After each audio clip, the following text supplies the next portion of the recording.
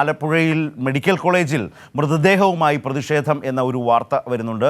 കാഷ്വാലിറ്റിക്ക് മുന്നിലാണ് ബന്ധുക്കളും നാട്ടുകാരും ചേർന്ന് ഇപ്പോൾ പ്രതിഷേധിക്കുന്നത്. വിവരങ്ങളുമായി ഷാജഹാൻ അവിടെയുണ്ട്. ഷാജഹാൻ ആലപ്പുഴയിൽ നിന്ന് വിവരങ്ങളുമായി നമ്മൾക്കൊപ്പം ചേരുന്നു. Shahjahan, good morning. എന്താണ് ഈ പ്രതിഷേധം? എന്താണ് ബന്ധുക്കളുടെ പരാതി? ആശുപത്രി അധികൃതർ എന്താണ് പറയുന്നത്?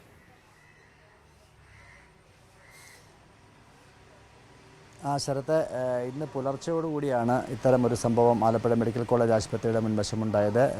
കഴിഞ്ഞ ദിവസം ഇന്നലെ രാത്രിയോടുകൂടി മരണപ്പെട്ട ഉമൈബ എന്ന സ്ത്രീയുടെ 70 വയസ്സുള്ള സ്ത്രീയുടെ മൃതദേഹം വഹിച്ചുകൊണ്ടായിരുന്നു സമരം. രാത്രി സൂപ്രണ്ട് വന്ന് ഇതിന് ചികിത്സയ്ക്ക് അനാസ്ഥ വരുത്തിയവർക്കെതിരെ നടപടി സ്വീകരിക്കണമെന്നായിരുന്നു ബന്ധുക്കളുടെ ആവശ്യം. അങ്ങനെ രാത്രി ഏതാണ്ട് 2 മണിയോടുകൂടി സൂപ്രണ്ട് അവിടെ എത്തുകയും ബന്ധുക്കളെയൊക്കെ തന്നെ ചർച്ച ചെയ്ത് പ്രശ്നം പരിഹരിക്കാമെന്ന് നൽകിയ ഉറപ്പിൻ്റെ അടിസ്ഥാനത്തിൽ രാത്രി മൃതദേഹവുമായി പോവുകയായിരുന്നു. സംഭവം എന്താണെന്ന് വെച്ചാൽ, ഉമൈബ എന്ന് പറഞ്ഞ സ്ത്രീ ഏതാണ്ട് 25 ദിവസം മുൻപാണ് ആലപ്പുഴ മെഡിക്കൽ കോളേജിൽ ചികിത്സയ്ക്കായി എത്തുന്നത്. പനി ബാധിച്ചാണ് അവരെത്തിയത്.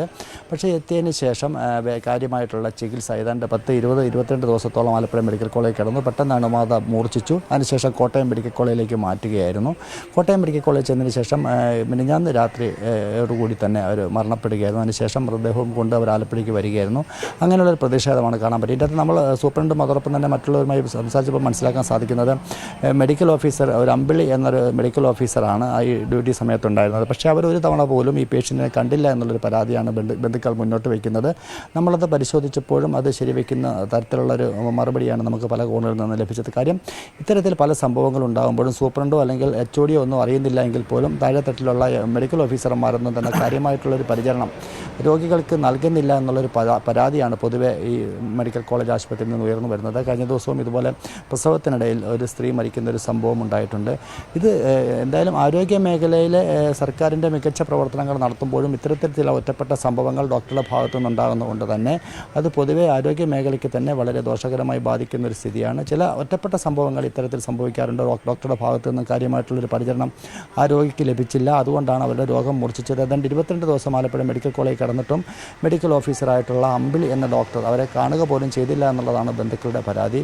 ഈ പരാതിയെ തുടർന്നാണ് കഴിഞ്ഞ ദിവസം രാത്രി അവർ സൂപ്രണ്ടിനെ വിളിച്ചു വരുത്തുകയും സൂപ്രണ്ട് നടപടി സ്വീകരിക്കാമെന്ന ഉറപ്പ് നൽകുകയും ചെയ്തത്. ശരത്, ശരി. ഷാജഹാനാണ് ആലപ്പുഴയിൽ നിന്ന് ഈ വിശദാംശങ്ങൾ ഇപ്പോൾ നൽകിയത്.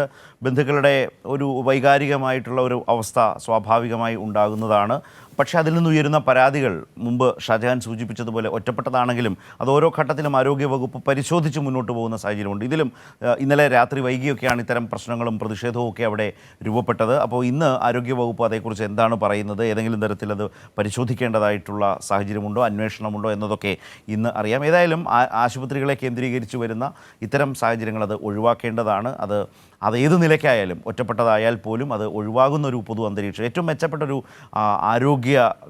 ആരോഗ്യ പ്രവർത്തകർ ഏറ്റവും മികച്ച നിലയിൽ പ്രവർത്തിക്കുന്നതും ആരോഗ്യകരമായ ഒരു ആരോഗ്യ രംഗം എന്നുള്ളത് വളരെ പ്രധാനപ്പെട്ടതാണ്. അപ്പോൾ ആലപ്പുഴയിൽ നിന്ന് ഇങ്ങനെയൊരു സംഭവം ഉണ്ടായിട്ടുണ്ട് എന്ന വിവരമാണിപ്പോൾ ഷാജഹാൻ നമ്മളുമായി രാവിലെ പങ്കുവച്ചത്.